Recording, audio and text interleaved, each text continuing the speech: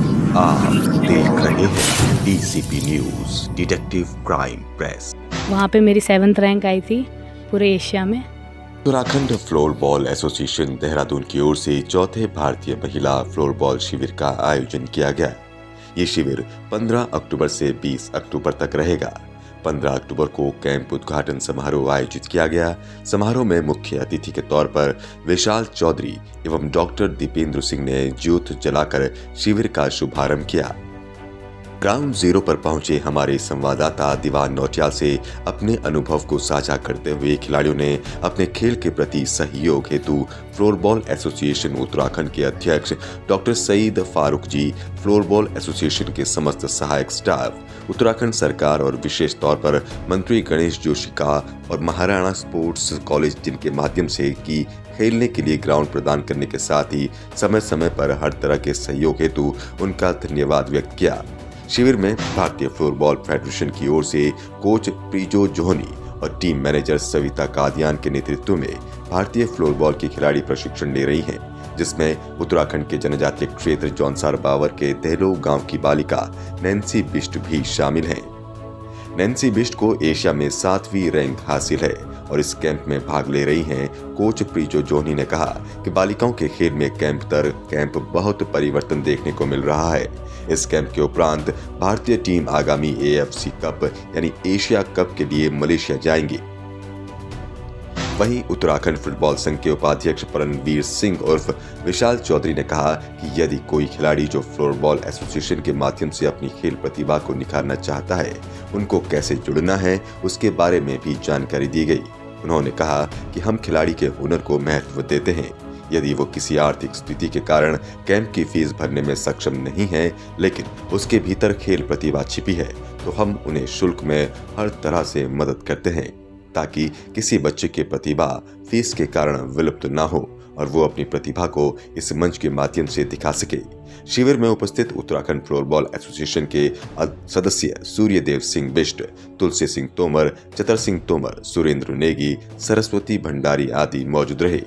अधिक जानकारी के लिए सीधा ले चलते हैं संवाददाता दीवान नौटियाल के पास। नमस्कार, आप देख रहे हैं डीसीपी न्यूज में आपके साथ दीवान नौटियाल और इस वक्त मैं पहुंचा हूं महाराणा स्पोर्ट्स कॉलेज देहरादून स्थित रायपुर में 4th Indian floorball women's camp का आयोजन किया गया है और मेरे साथ ये सारी खिलाड़ी हैं मौजूद है। मैं इस समय इनसे जानने की कोशिश करूंगा कि अभी तक, क्योंकि ये 4th कैंप है, अभी तक इन्होंने अपने खेल में किस तरह का परिवर्तन पाया है और इसके अलावा क्या, क्योंकि यहाँ पर दुर्गम क्षेत्र अगर मैं बात करूँ तो चक्राता क्षेत्र जब मैं जिक्र करूं जनजातीय क्षेत्र से भी कुछ बालिकाएं यहाँ पर मौजूद हुई है और ये उन सब के लिए प्रेरणा स्रोत है जो कहीं ना कहीं आज भी इस सोच तक सीमित रखते हैं खुद को कि वो उसी क्षेत्र तक सीमित है। लेकिन आज चाहे क्रिकेट हो, चाहे वॉलीबॉल हो, कबड्डी हो या फिर फ्लोरबॉल एसोसिएशन का जो यहाँ पर वुमेंस कैंप लगा है, यहाँ की बात करें हम, यहाँ भी उस क्षेत्र की बालिकाएँ मौजूद है। सबसे पहले मैं जानूँगा नैन्सी बिष्ट जी से।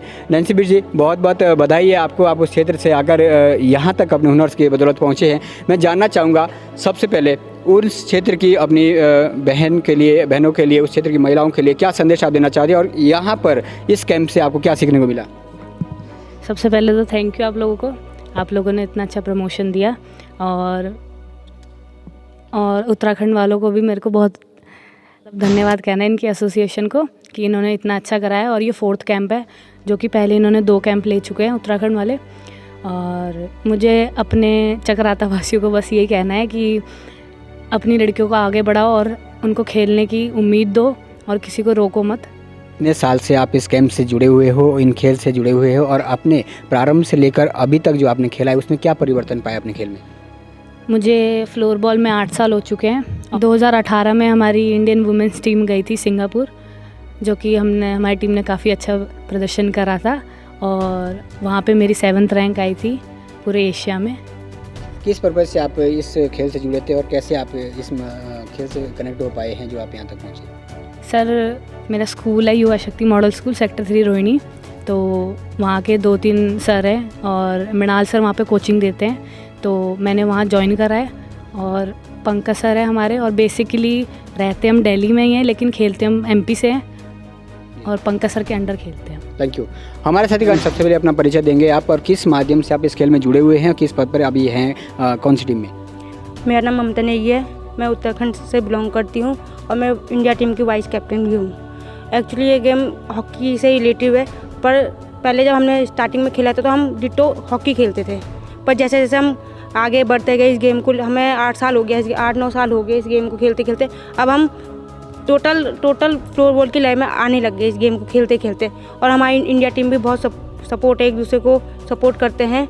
आधे से ज़्यादा लड़कियां हॉकी की है जो कि अब धीरे धीरे फ्लोरबॉल से ही जुड़ी हुई है। जी, अभी तक आपने किस स्टेज तक खेला है, क्योंकि ये चौथा कैंप है अगर मैं बात करूं वुमेन्स का, तो अभी तक कितने कैंप आप अटेम्प्ट कर चुके हैं और कहां तक आपने अपने खेल को पहुंचाया? 4 कैंप लगा हुआ है ये, और 2 कैंप उत्तराखंड एसोसिएशन ने लगाया है।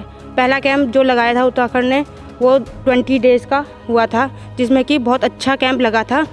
बहुत सारी लड़कियों ने पार्टिसिपेट किया था। हमारे साथ छोटी एज की लड़कियां भी हैं जो कि बहुत अच्छा खेलती हैं और हमारी तरह और आगे बढ़ने की कोशिश करती हैं। आई होप सो कि हम इंडिया में मेडल ला सकें। स्पोर्ट्स के क्षेत्र में हमारी जो सरकारें हैं हालांकि समय समय पर करती रही हैं, बेहतर करने की कोशिश करती रही हैं, लेकिन फिर भी आपको कुछ ऐसा लगता है जिसमें एक अभी भी काफ़ी कुछ गवर्नमेंट की तरफ से आपको हेल्प करने की आवश्यकता है? सर, उत्तराखंड की तरफ से मैं बोलूँ तो हमें ग्राउंड की सुविधा नहीं है, जो कि मैं चाहूँगी कि ग्राउंड हो, क्योंकि हम पे कोच भी है, हमारे साथ सपोर्ट करने वाले भी हैं। और सबसे खुशी की बात यह है कि हमारे साथ जो लड़की है भंडारी, वो इस गेम को मैनेज कर रही है यहाँ पर। उसके सपोर्ट में अब आने लगे हैं धीरे धीरे एसोसिएशन की तरफ से। विशाल सर है हमारे साथ, एजाज भाई है जो कि सपोर्ट कर रहे हैं, इसलिए हमारे उत्तराखंड में 2 बार कैंप लग गया है। ये बहुत बड़ी बात है उत्तराखंड के लिए और पूरी टीम इंडिया के लिए। तो ये आपने इनकी प्रतिक्रिया सुनी और निश्चित तौर पर कई सारा स्टाफ भी है जिनकी की महत्वपूर्ण भूमिका इसमें रही है और इन बालिकाओं का जो उत्साहवर्धन बढ़ाने का जो समय समय पर काम करते रहे हैं। एक अन्य बालिका हमारे साथ मौजूद है, जानने की कोशिश करेंगे कि क्या इनको आपके साथ ये सारी बालिका जुड़ी हुई है और इनके गेम को आप देख रहे हैं, मैं अभी भी देख रहा था तो जब ये खेल रहे थे, क्या हुनर दिखता है आपको इनके अंदर और क्या उम्मीद है कहाँ तक ये बालिकाएँ खेल पाएगी? सर, मेरा कहना ये है कि मतलब गवर्नमेंट को, स्पेशली उत्तराखंड गवर्नमेंट अगर हमें थोड़ा सपोर्ट करेगी तो अभी विशाल भाई पूरा हमारे इस गेम को बहुत सपोर्ट कर रहे हैं और जितने भी हमारे उत्तराखंड के मेंबर्स हैं वो हमें फुली सपोर्ट करते आए हैं। और मेनली अगर मैं बोलूँ तो गणेश जोशी जी जो हैं हमारे कैबिनेट मंत्री, वो हमें बहुत ज़्यादा सपोर्ट करते हैं। और अभी खेल मंत्री जी ने हमें ये जो ग्राउंड प्रोवाइड किया है खेल मंत्री के थ्रू हुआ है, प्रिंसिपल वगैरह जो सर हैं यहाँ पे वो भी बहुत ज़्यादा सपोर्टेड हैं इस गेम को लेके। तो बाकी सर बस यही है कि मीन्स लड़कियाँ हमारी बहुत ज़्यादा टैलेंटेड हैं, बट थोड़ा सा सपोर्ट मिल जाए सर तो हम मेडल डेफिनेटली ले आएंगे। तो ये महाराणा स्पोर्ट्स कॉलेज जो कि मतलब हमने 3 इवेंट कर दिए यहाँ पे सर। फर्स्ट हमने 2019 में करा था जो कि हमने अंडर 19 किया था, उस टाइम पे भी हमें ग्राउंड प्रोवाइड किया गया था, तो काफ़ी कोऑपरेटिबल है महाराणा स्पोर्ट्स कॉलेज। तो special thanks for Ganesh Joshi sir और हमारे खेल मंत्री जी और स्पोर्ट्स कॉलेज के principal. Thank you so much sir. Thank you. तो कैंप किया गया है, ये 4th कैंप है। इसके बाद जो है इनका एक सिंगापुर का टूर है, इसमें से टीम सेलेक्ट होनी है और जो सिंगापुर खेलने जाएगी, जून में मलेशिया खेलने जाएगी। इसमें इंडिया खेले हुए बच्चे हैं, एशिया में रैंक जिन्होंने ली हुई है। हमारे उत्तराखंड से एक बच्ची है जिसने एशिया में रैंक ली हुई है।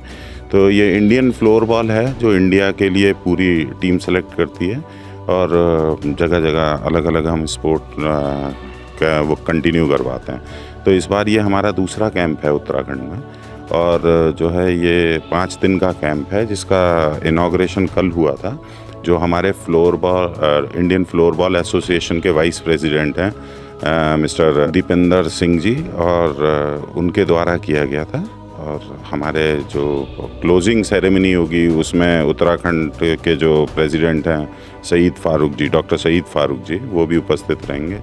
बाकी काफ़ी सहयोग मिला है हमें सभी लोगों से, प्रशासन में और मंत्री गणों में, और विशेष तौर पे माननीय खेल मंत्री जी का, अपना गणेश जोशी जी का काफ़ी सहयोग रहा है। ये कहना चाहते हैं जो दुर्गम क्षेत्र से खिलाड़ी हैं, अगर वो अच्छा खेलते हैं तो हमसे जुड़ें, संपर्क करें।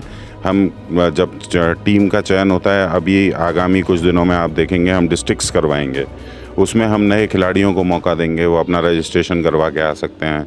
फिर जो है हम बीच बीच में जो है सिलेक्शंस के लिए वो चलाते हैं, उसके थ्रू हम लोग करेंगे। तो जो नए बच्चे हैं हमारे उत्तराखंड में, दूर वैसे क्षेत्र हैं जहाँ पे सुविधाएं कम हैं, वो हम उनके लिए कैंप ऑर्गेनाइज़ करेंगे देहरादून में, ताकि वो 2-4-5 दिन का कैंप करेंगे जिसमें आकर रह सकें, प्रैक्टिस कर सकें, नए टेक्निक सीख सकें। हमारे पास कोच हैं, ये हैं मिस्टर हमारे प्रिजो जॉनी कोच हैं, ये काफ़ी समय देते हैं। पिछली बार भी पूरे कैंप में रहे हैं, इस बार भी 5 दिन का कैंप है, उसमें पूरे समय रहेंगे 6 दिन के कैंप में। इसमें इंडियन फ्लोर बॉल की साइट बनी हुई है हमारी, उसके थ्रू अपना रजिस्ट्रेशन करवा सकते हैं। उत्तराखंड फ्लोर बॉल अभी एसोसिएशन का जो साइट है वो हम लोग प्रोसेस में है, वो डेवलप हो जाएगी तो डायरेक्टली उत्तराखंड के बच्चे वहाँ से, लेकिन अभी इंडियन फ्लोर बॉल में जो इंडिया की फ्लोर बॉल एसोसिएशन है उसमें सीधे जो है अपना रजिस्ट्रेशन करवा के एक फॉर्म फिल होता है, उसमें प्रोसेस है, आप कितना समय से खेल रहे हो, क्या है कनेक्टिंग चीज़ें जो भी हैं वो आप अपग्रेड करते हैं, उसमें डाल देते हैं डिटेल्स, हम उसके थ्रू आपको रजिस्टर्ड करके अपने पास डायरेक्टली कांटेक्ट करके खेलने के लिए बुलाते हैं। रजिस्ट्रेशन का कोई मेजर शुल्क नहीं है, 300 रुपये शुल्क है शुरू में। जैसे हम फॉर्म भरते हैं, आप पहली बार अगर बच्चा आ रहा है तब 3000 रुपये शुल्क है उसकी, वो सबमिट 100 रुपये फॉर्म के समय पे देते हैं आप, बाकी अगर सिक्योरिटी के तौर पे या वो, और वैसे हमारा कोई पर्टिकुलर शुल्क नहीं है। जब आप कैंप के लिए जाएंगे अपने आप को रजिस्टर्ड करेंगे तब 100 रुपये पे करना होता है जी। कैंप के दौरान जो 3000 रुपये का शुल्क आपने जिक्र किया है, ये नए बच्चे के लिए, जो पहली बार बच्चा आ रहा है उसके लिए सिक्योरिटी होता है, वो भी रिफंडेबल होता है, हम वापस रिफ़ंड कर देते हैं। और ये एक ऐसा पर्टिकुलर रीज़न नहीं है कि अगर बच्चा कैपेबल नहीं है सबमिट करने के तो वो उसमें मेंशन कर दे तो हम उसको रिवोक कर देते हैं। अगर अच्छा खेलता है बच्चा और जो है क्या कहते हैं वो ऐसे परिवार से बिलोंग करता है जो आर्थिक ऐसी स्थिति में नहीं है कि वो सबमिट कर पाए, हम उसको रिवोक कर देते हैं। वो हमारा एक पर्टिकुलर ऐसा नहीं है, वो इसलिए रखा हुआ है कि एक नॉर्म है संस्था का। अगर बच्चा कहता है जी मैं इस स्थिति में कैपेबिलिटी में नहीं हूँ या मेरी पारिवारिक स्थिति ऐसी नहीं है कि मैं उसको सबमिट कर सकता हूँ रिफंडेबल के लिए भी, तो हम उसको रिवोक कर देते हैं, कोई बहुत बड़ा इशू नहीं होता है। Thank you.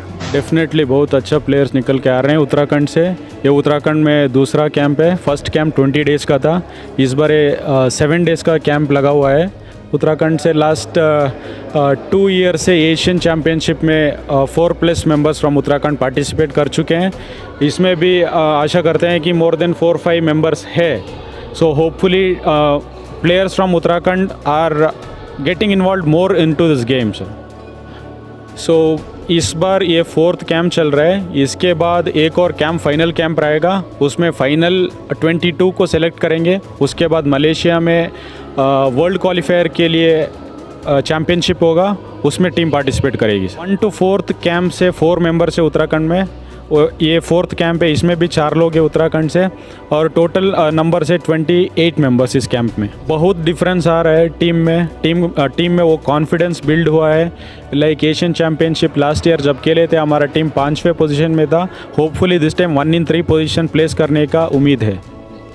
Thank you. तो ये आपने इनकी प्रतिक्रिया जानी, और विशेष तौर पर गणेश जोशी जी हो, महाराणा स्पोर्ट्स का जो भी स्टाफ है जो इनको ये ग्राउंड प्रोवाइड करवा रहा है, उन सभी का भी धन्यवाद व्यक्त किया है। और निश्चित तौर पर ये बालिकाएं एक उम्मीद है, एक भविष्य है उत्तराखंड के लिए भी और हम सब के लिए भी, कि कहीं ना कहीं एक आशान्वित है कि हम उत्तराखंड के लिए भी मेडल ला सकती हैं। और अभी तक जो आपने इनकी परफॉर्मेंस देखी है और आप देख भी रहे होंगे, मेरे विजुअल में भी मैं आपको दिखाऊँगा जिस तरीके से ये स्ट्रगल कर रही है, तो निश्चित तौर पर इनके खेल में काफ़ी सुधार देखने को मिल सकता है। और 4th कैंप ये है, क्या बोलते हैं, अगर मैं वुमेंस कैंप की बात करूं तो 4th कैंप है और सारी बालिकाएं यहाँ मौजूद है।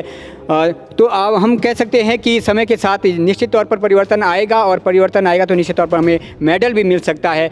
तो ये मैं यहाँ पर आप देख रहे थे सीधा ground zero Maharana sports college Dehradun स्थित रायपुर से इस कैंप का आयोजन जो किया हुआ है, यहाँ पर मैं पहुँचा था। आए के लिए भी बने रहेगा DCP न्यूज़ के साथ, तब तक के लिए हम आपसे लेते विदा। जय हिंद, जय उत्तराखंड। आप देख रहे हैं DCP news, detective crime press.